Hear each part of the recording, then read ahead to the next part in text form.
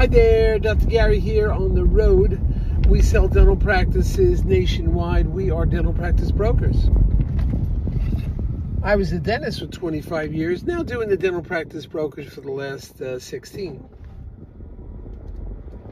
Today's topic is post-dental office closing, financial issues with accounts receivable. Running into some problems. We'll talk about it. So now, as you know, we have 10 employees. We're in 25 states. We're working every day except Christmas and Easter. And we're here to serve you. So give us a call, some free advice, whatever you need. Everything you're about to hear today is for entertainment purposes. It's not legal or business advice, okay? So,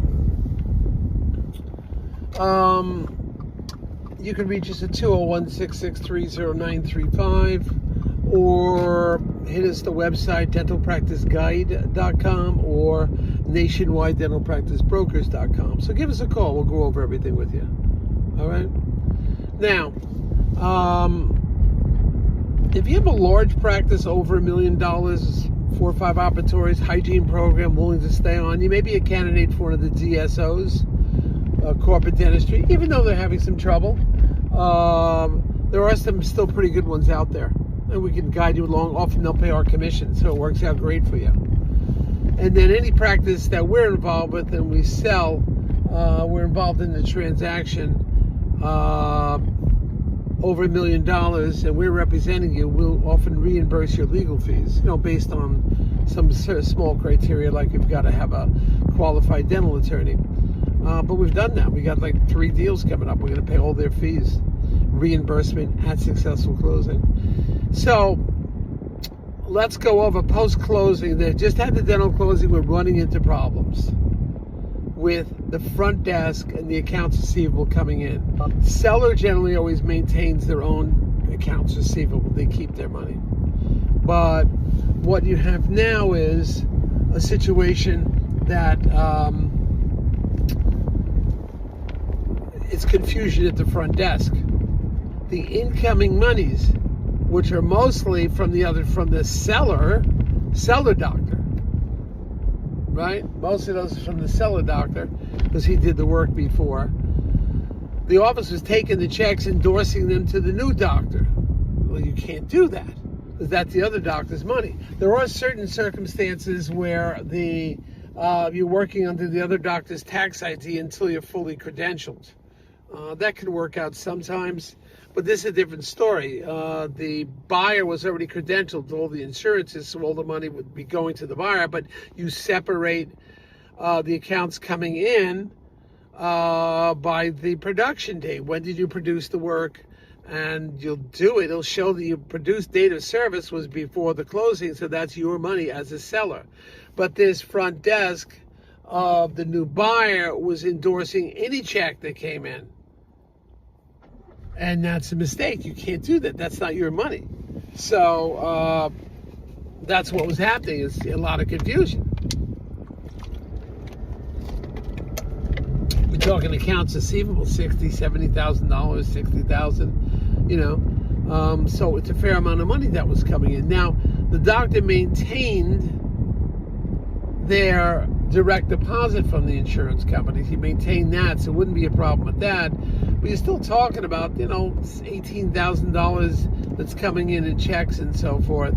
That is of the seller. Now, sometimes the seller will give like a 5% to say of the money you manage that money coming in. Oh, you put the money aside, you log the money was in the computer, assuming using the same computer. But this is a different situation because this doctor, the buyer, he's starting renovations already. Like, what are you doing? Wait on the renovations until you have everything going on. And then firing some staff, not a good idea at all. Excuse me, it's sunny here in New Jersey. Need some glasses. Firing staff. So we got a level of disorganization. And I think the buyer already had their own office, had experience. You don't fire staff. The staff is the continuity from one previous office to the new office. You can't fire staff. That's a big move.